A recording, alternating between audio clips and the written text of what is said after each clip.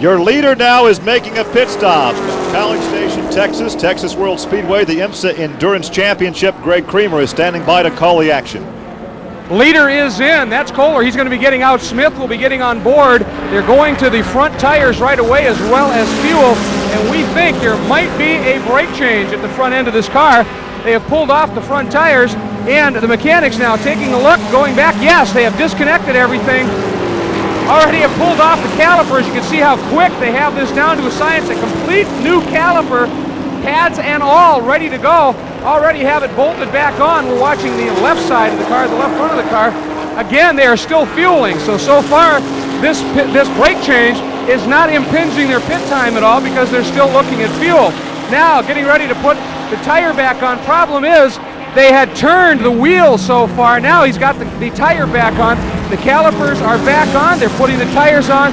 Both sides now of the front end have the tires on and getting ready to go. We also have now number 32, another of our front runners, doing front brakes as well. So again, we're almost half distance in. This will please the teams that were thinking maybe they'd have to do 2 brake change. Might be able to get away with just 1. Of course, that depends on how hard they race in the final couple hours of this one. And again, look at this, a heck of a job here. The brakes are done. They still haven't got the car fueled, so they did the brake change quicker than topping the tanks off. And once again, Smith back on board. Smith is back on board, and that car is going to be heading out, and it's going to have a whole lot more stopping power when they hit the track, Gary. The 32 car was third when this car comes in.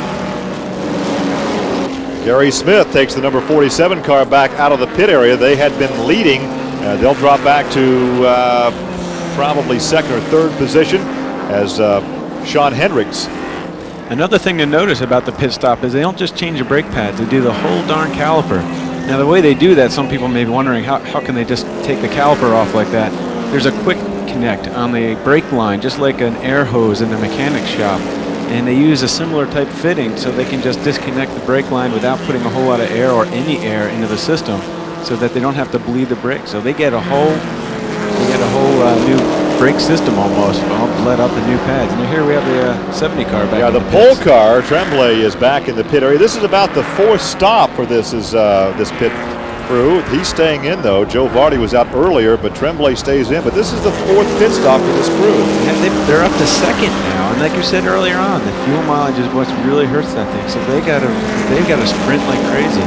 There's car your now is back in the lead. That's the Hendricks Boris said car. Sean Hendricks in the cockpit right now.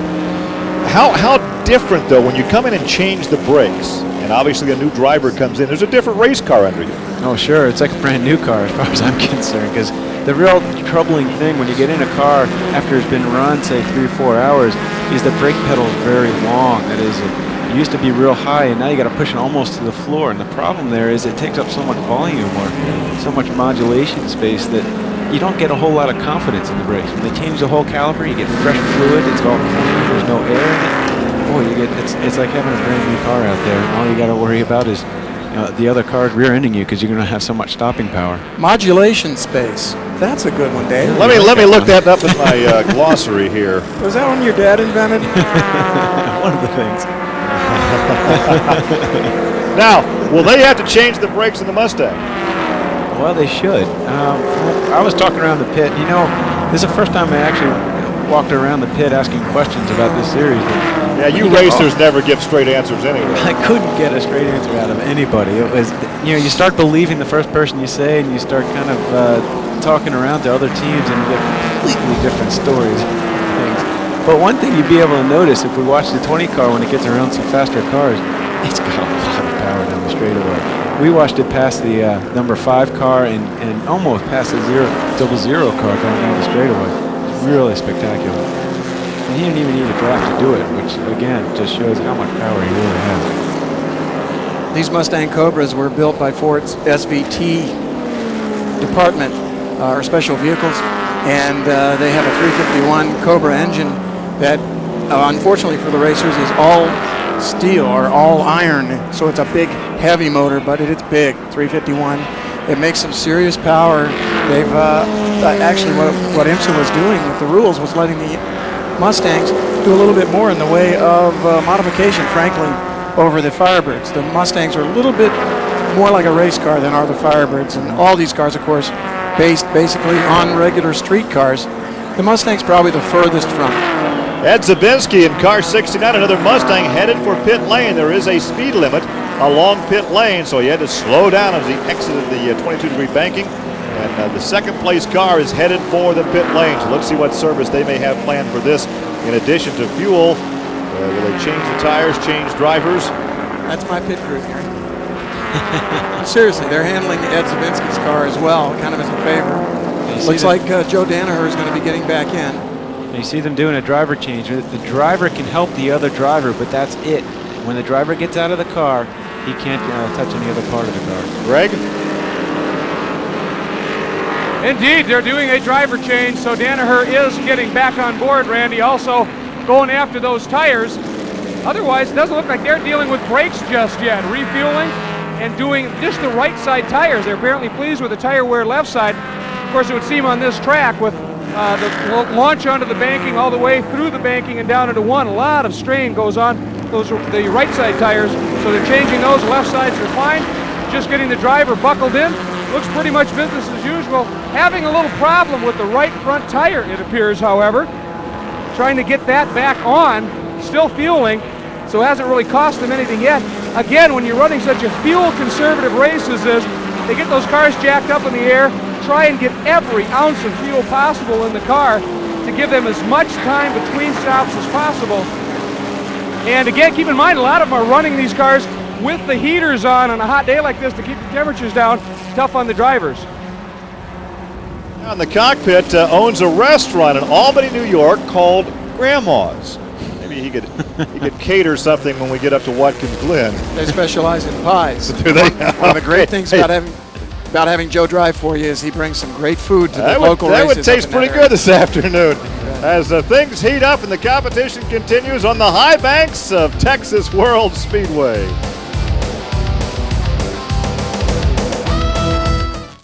Past the halfway point here at Texas World Speedway, 3 hours in and 3 hours to go. You look at the number 20 Mustang of Boris Ed and Sean Hendricks, and they have combined for a 2-lap lead. And the cars running 2nd through 6th are then on the same lap, and there's the top 5 in the Grand Sports, your overall leaders of this event. And there's your top 5 in the sports class. In sports class, we've got a VTEC Prelude driven by Greg Lobel and Chris Wilson leading, being chased closely by the Henderson and Van Cleef Toyota Supra. Those two have a very tight battle. They run similar lap times. The Supra actually has longer in fuel. So we'll see how they work out in the long run. And in touring class, of the 4 classes running here, there's the top 5. We have another Honda running up front, and they've been dicing back and forth. We've been watching the 31, the 41, really going back and forth quite a bit in position and drafting each other. It's been quite an interesting race there. In the compact class, as we take a look at the top 5, Mitchell made the pit stop. Norris jumped out, and Mitchell jumped back in, and they maintained the lead. I'll tell you, those Nissan 240SXs in compact are the car. And Mark Mitchell, good friend of mine, he's about 6'12" tall, and he has a vocabulary you'd never hear from anyone else. It's a combination of intelligence and surfer, and he's going really quick. They've got this 240SX going, and it's the car in compact. In fact, the Accords, didn't even show up here. The Honda Accords in protest of the 240s being so quick in their class. Well, surf's up for him because he's out there in front. They had such a big lead. They made the pit stop. They changed drivers, took on the fuel, and never relinquished the lead as they worked through that center section, the infield section here at Texas World. It's a 1.9-mile, 9-turn road course, but a good part of this racing is up on the 22-degree banking. Another note on the touring leader. Guess who's in that car? Terry EARWOOD. Surprise, surprise. He won just about every race there is to win. And he's just phenomenal in the front-wheel drive car, phenomenal in these Hondas. He just takes him to the front. It may not happen right away on the first lap, but he always ends up there. I think Terry may be the #1 all-time winner in IMSA Endurance Championship racing. It's either he or Carl Hacker or Paul Hacker. I mean, all those guys really go. Well, we're watching the 00 car. Let's go down to the pit lane and Jeff Perner. Yes, we're down here with Paul Hacker. His car is unfortunately out, but Paul, we just saw one of your drivers get out of the 00 car and your brother Carl get in. What happened? That's Mike Jacobs. He's just started with the team a few races back at Daytona. And Mike's just beginning at this sport, and he's finding out that you got to be a real athlete, like you and I know. And slowly we're going to get Mike up to speed. He turned a lot better lap times here than he did the last race. And we'll be working on him. And he's really enjoying the sport. What can I say? It's it's hot out there. These cars, I mean, I guess we've recorded up degrees of 145 degrees. A lot of people, they climb inside the sauna. Try doing push-ups while you're in there. So this is what it's like, and you're sitting there for about an hour, and your mind starts getting a little dizzy. And all of a sudden, his lap times dropped pretty badly, and he was a little dazed, but we thought better of it, got him out of the car, and we'll cool him off, and he'll be all right. Mike Jacobs is now in the ambulance down here, and medical crew will take care of him. And yeah, you do have to be fit out here. It is getting hot, I can tell you that. Back upstairs, Gary. Well, Hacker, of course, is a driver who has won a pro race, at least one every year for like seven since 1977. So this guy makes his living driving race cars and does it very well. Hey, it's hot. We're staying cool in the booth. You come back and join us.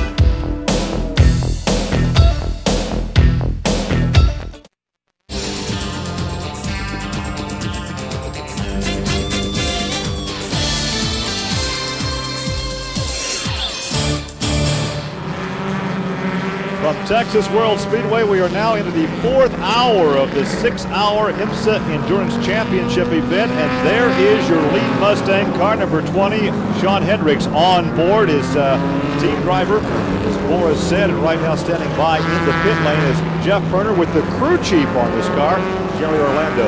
Yes, down here with Dario Orlando. Dario, that car is doing great. The 20 car's running good. The Boris said Sean Hendricks machine. The Mustangs have had a tough go in some of the races this year.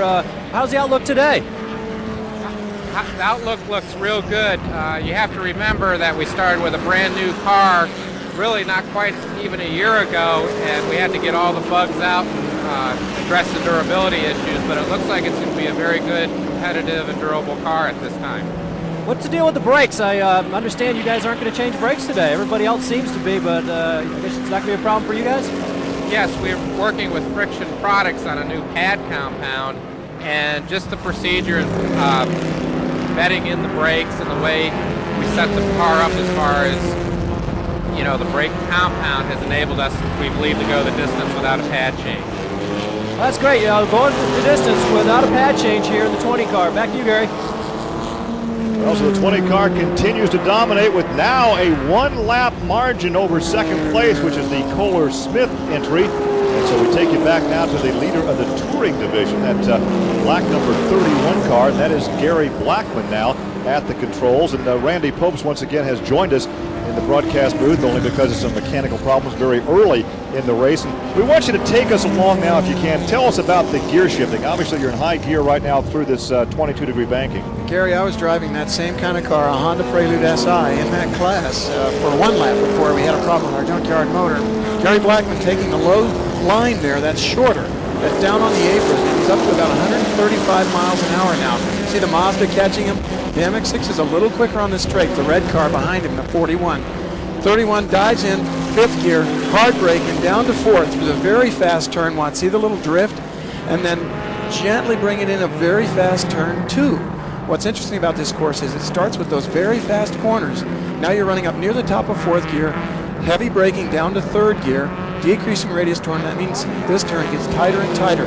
Gary tucks it all the way down to 2nd, hard braking through what we call the autocross. A quick wiggling straight away, flat out in 2nd gear to the rev limit, then back off a little, and then into a long patience maneuver. Got a shift right in the middle of that corner from 2nd to 3rd in a Prelude SI.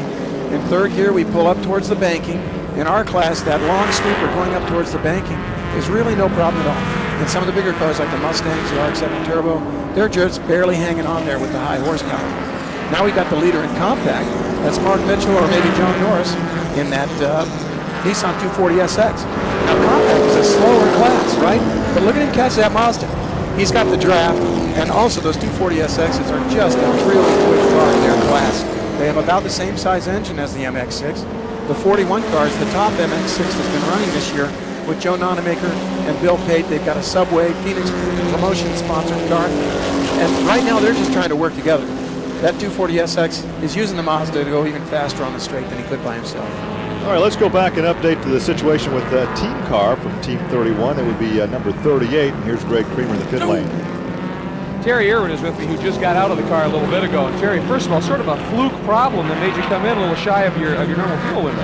Yeah, on our first stop, when John got out of the car, they were going to put a quart of oil in it, and the plastic oil cap shattered when they pulled it off, and we couldn't have a replacement, so they stuffed a shock absorber washer in it and a bolt. And the bolt lasted a long time, but it finally spit itself out. So I was losing oil in the corners. You could tell the oil pressure was fluctuating, so I had to come back in. We can't risk hurting the motor. So, you know, a $2 plug has put us back into third place about a lap down. So it's really hard to make that good. But it's 3 hours left. Well, it's 3 hours left. You also have a team car, number 31, that we believe is about a lap unto itself here so far, so things looking good up front.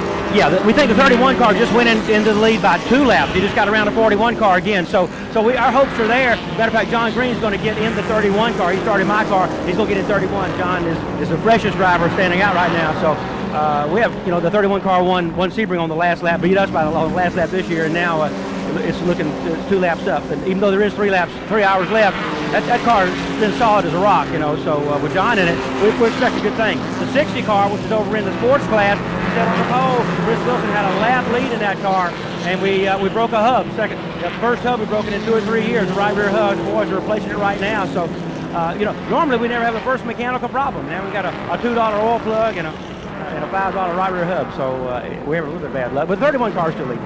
All right, well, again, as he said, a lot of racing yet to go, though. Well, he talks about John Green. Now, John leads the touring class as far as the point standings by only 1 over Terry Irwood, who has won 26 times in IMSA competition. So it is getting hot. It is now partly cloudy, and the competition continues here at Texas World Speedway.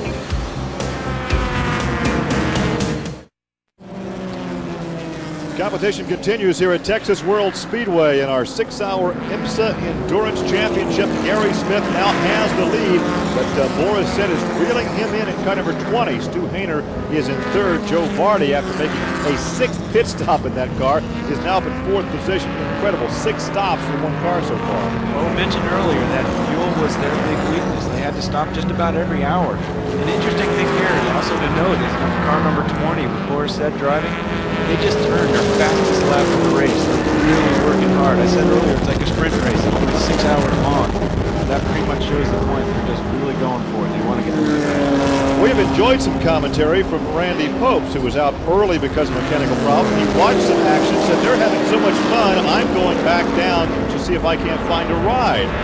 So he's back looking for a ride, and we're joined in the booth now by John Goddard, whose teammate John Phillips is out there in car number 75 as we're watching your leader right now, Gary Smith, as Boris said begins to close in. If you're here at the right time, we might see a pass very, very soon for the lead in the overall race. Yeah, the Grand Sport class is very ultra competitive, and I think it'll be a good day to watch this. As we watch Boris said there in car number 20, wheel in the 47 car who is leading. What was your problem? Well, I ran for about 2 hours, and you know, I made the classic endurance race mistake as I went into a turn thinking the car saw me and came down on me and got into the back of his car a little bit. I had to do an extra pit stop for the entire wheel and pull off the fender. Track conditions apparently are getting very, very slick, especially over there in the infield section.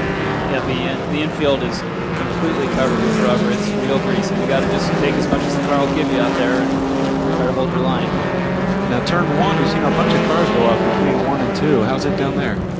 Well, at about the 2-hour mark, somebody laid down a little bit of antifreeze between 1 and the apex of 2, and that's probably why people are getting off.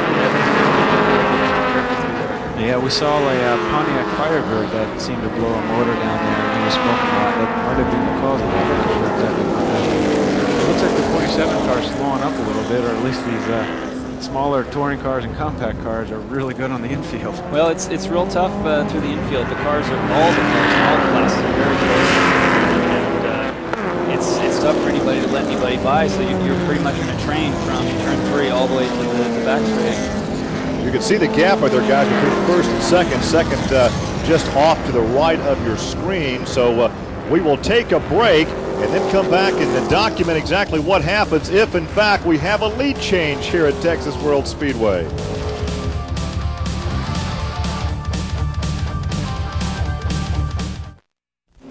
A challenge developing now for the lead as we continue to race here at Texas World Speedway, College Station, Texas, in the 6-hour Endurance Championship. And right now, Boris said in the Mustang starting to close in on Gary Smith. Smith is your leader, and you can see the gap now closing down between first and second to only a couple of car lengths. Look at the number 70 car right in there, right behind him as well.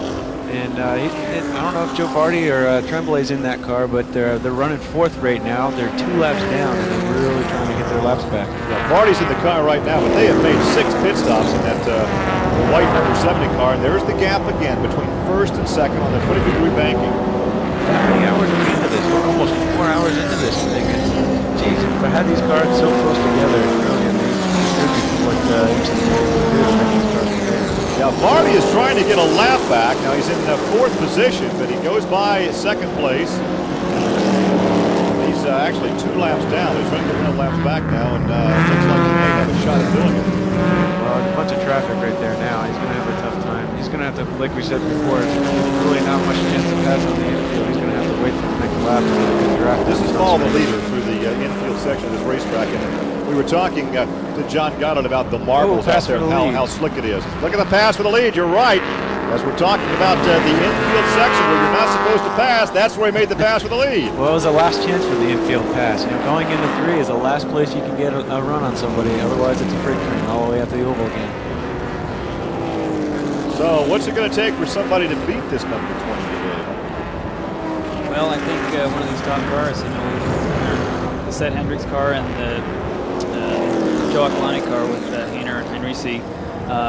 You know, it's just a matter of being really consistent, not making any mistakes, and having clean pit stops. I think there's several cars here that still can win this. Yeah, you can definitely see the draft working there as the 47 car pulls up the 20 car. We mentioned earlier how much power the 20 car had. You can see it just driving around other Grand Sports cars. And right now, it's got its rearview mirror full of nice big bright purple flames on it. Yeah, not far behind that number 70 car as well. Want to go back, if we can, and take a look at that pass for the lead and have you analyze exactly how he did it as they were going into the backstretch infield section. But Boris said got in his blind spot a little bit, and he just plain outbraked him. A real classic pass. He got up to the door, and by this time, the 47 car's got no choice but to let him through. The 20 car's got the momentum and just pulls right in front of the 47 car out. So in a driving school, that's how they teach a pass. Yes, I mean, it was about as clean as you can get for such a tight section. And remember, I mean, these cars are going down to 2nd gear or 3rd gear there, and our cars are going down to 2nd as well. But it's from a real high speed to a real low speed, so there's a lot of time that you can gain or lose there. Yeah, you can see the gap now that's developed from 1st and 2nd. Then you go back to the white car on the right side of your screen. That's Joe Barty, who is actually 2 laps down in 4th position, trying to get at least one of those laps back. He's actually dropped back quite a bit. Our Stead car and Sean Hendricks car, I just get the impression they just don't like not being in the lead. And they want to get that lead and extend it. Some of my crew guys say, just get the lead and extend it. Right now he has some traffic out in front, though. I don't think I'll have much problem with Porsche. Porsche doesn't seem to be handling right there. It's got out on the greasy stuff, but the Boris said really seems to have the car very much under control in the real heavy rubber greasy areas. Realistically, it's still a disciplined race because traffic is still very heavy out there. Well, yeah, definitely. You can see that just in the way the cars closed up a couple laps ago when Joe Barty pulled up behind the other cars, and now he's stuck back in traffic. And he's got a lot of power down the straightaway. And he can't push that off. Look at the 84 car there. You talk about a guy who's been around for a few years. Bob Henderson has a big lead in that class, 62 years of age. He's won 6 events out of 14 starts. Got anybody at any age who'd like to have that guy in He's been around, and I'll tell you, he's got the field covered today. He's got multiple lap leads. I'm not even sure how many. It was about 2 laps about half an hour ago, and now it looks like it's about 3. He has a 3-lap lead right now in that class. It's first class, number 84. And speaking of second in the sports class, it's car number 75, and that's your teammate out there. Yeah, I'm real happy to see we're up to second there. We had a bit of a rough time at Road Atlanta. I went over on the lid, and the crew had to work really hard all week to get the car ready and get a new windshield in it. And we're just we're doing the best we can here. I had a little incident early in the race, and it's still going well. All right, so despite the fact that we're almost 4 hours into this race, we have some good competition. We'll come back and document all of it from Texas World Speedway.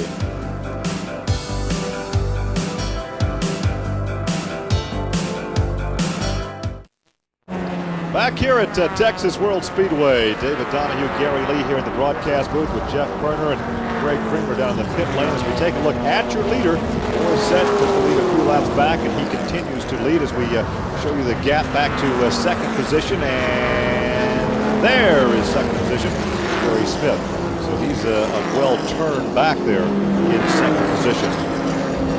Joining me in the booth once again is John Goddard, and he started the race in place number 75. And John, car running well. The last time we really saw that car was upside down at Road Atlanta 2 weeks ago. Yeah, that was no fun at all. The crew worked really hard all week to get the thing back together so we could run it here. Nissan and Momo and Redline Oil were really happy that we could actually make the car come back after this race. My normal teammate is Chris Gavinis. You can see right there the little thing there. I got into somebody. Anyway, I was saying my normal teammate Chris Gavinis and his wife are about to have their first baby. Hopefully they've had it by now. He'll be back this race with us at Watkins Glen. Your name right there in second place behind Bob Henderson. Your top 5 in the sports standings. You were so calm and collected at Road Atlanta, hanging upside down. Oh, the 47 car, who was in second position, a problem on the racetrack back there in the infield section. It looks like he's got a flat tire or a broken front suspension. Or Either wheels tire come off. It's definitely more than a flat tire. He's having a tough time steering it. He can go right, but he can't go left. And he needs to get back over to the left side too, because right now he's stranded from his crew. The damage is on the right front corner of that race car. He had been running in second position. Gary Smith was the overall second position car, and second, of course, in the Grand Sports class. And you can see the damage to the right front. The tire's still inflated. There's a suspension failure or something there. Like the upright broke or something. That's a real shame. And maybe he's hit the curbs a couple times. It's one thing to note here on the infield section. It's really tight. And as much as the track gets greasy, you still have to keep it on the track. And the curbing you can see right in front of the car there in that previous shot is really tall. When you bounce off it, it can really hurt the car. Well, let's go back and see perhaps on a replay if we can determine what exactly happened. If in fact he did bounce off one of those curbs in the infield section. All right, now here is number 47, Gary Smith, behind some haulers there that are parked in the infield. No, it just went. It was all loaded up. It was actually an outside corner. It looks like maybe some fatigue from prior laps, maybe just finally let go when the car was loaded. Yeah, it's a lot better that happened there than it happened out in turn 4 of the oval, because at almost 150 miles an hour, it could have caused some dire situation. Well, John, David, is this a point in the race where we start to look for fatigue, mechanical stress? Sure. Later in the race is when the cars will start to break more often. Obviously, they've been running around forever, and early on in the race, the car takes amazing abuse. As John knows, he bumped into another car. There's a lot of bumping going on. You see a lot of broken lights, headlights and taillights for that matter. And you have to also remember, these are production cars, and when you run this much time on a banking, that puts a lot of stress on the outside suspension parts, and this is how the manufacturers go back and learn what they need to improve on. Well, that will give Boris Said a 2-lap lead over Joe Vardy as the race now with the 2 hours to go here in Texas. Well, as we told you, a problem with the car that had been leading earlier. Gary Smith in car 47 had been the overall leader, had some suspension damage on the right front. He was able to limp it back to the pit area. And once he got back, they went to work also with a driver change. And let's go down now to Jeff Perner with this update. Okay, 47 car is in. They pulled the car behind the wall. Going to make a driver change here. Steerage front end damage. I'm not quite sure to see some looked like the bottom of the shock mount is broken off, and it caused the wheel to tuck under. Made it very difficult to get the car into the pits. There should be something that they can change. They're just going to have to change the whole shock tower and assembly here. See what happens. Guys are working very hard on the car. Pretty disappointing. Good lead, and I don't know what's going to happen now. So the crew getting a good workout there with some very hot suspension equipment. There is your leader, Morris said, and right now Morris has a 2-lap advantage. I think he has almost a 2-lap advantage, so really it's his race to lose because some other guys are having problems as well. Drivers that have been in the top 4 or 5. Car number 69 hadn't been in the top 5. That car is now parked out there in the infield section, so the race is over for that team. And also the number 70 car, Joe Vardy, had been black flagged, and Vardy, who had been up in front earlier today, they came in and topped off the fuel, but apparently they're having a fuel pickup problem. They elect to go ahead and top the fuel off, but they made a number of stops because the car is not picking up all the fuel available. Sure, we should have picked that up right away. Early in the race, we attributed to radio problems. They pitted after 40 minutes, and we always thought they could go for an hour. And now they're coming in every 40 minutes, and it just shows exactly what's going on. And there's Danaher out of the number 69 Mustang, and he's surveying the situation from the infield. Not exactly the vantage point he would like to have at this juncture in the race. So he, unfortunately, as a spectator, keeps the helmet on, but his race apparently is over for this afternoon. So a lot of things happening with some of the top runners, and let's go back to the pit lane with Greg Creamer.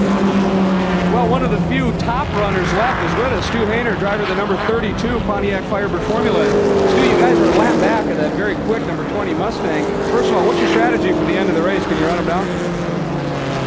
Well, we hope so. The 20 car definitely has the legs on us, but we feel that they will make a mistake, and they're driving very aggressively to go the lap times that they are, and we can't run their pace. I mean, there's just no way. We've backed off a little bit to save a little bit on the brakes and fuel to just go a little bit longer and have a little bit less fuel to put in at the end of the race. Now, we've heard that they are not planning to change brakes. Why would they do that, and do you think they can get away with it? Well, I'm not sure, because typically the Ford, because of the speed it carries down the straightaway, has had to use brakes, although this track really doesn't. You don't have to use the brakes. From using the brakes hard, if you had to, and not using brakes at all, you might only see a second or second and a half difference in lap times. So, maybe they've just backed off. They're fast enough the way they go that they can back off going to some of these turns to where they don't have to use the brakes very hard. So again, it's coming down maybe less to brakes, more to fuel, and seeing if they can make it a shorter stop near the end of the race and maybe gain a lap. We have had 10 lead changes among 6 different drivers, but this car right here has been dominant. In fact, Morissette and Sean Hendricks have led 162 of 209 laps. And we go back to the pits again, car number 47. Now they're changing the right rear tire, and there's a driver change there. So hopefully the one-time leader can't get back, but they're like 12 laps behind in 14th position right now. So now with about an hour and 22 minutes remaining, it's still the Mustang number 20 out in front.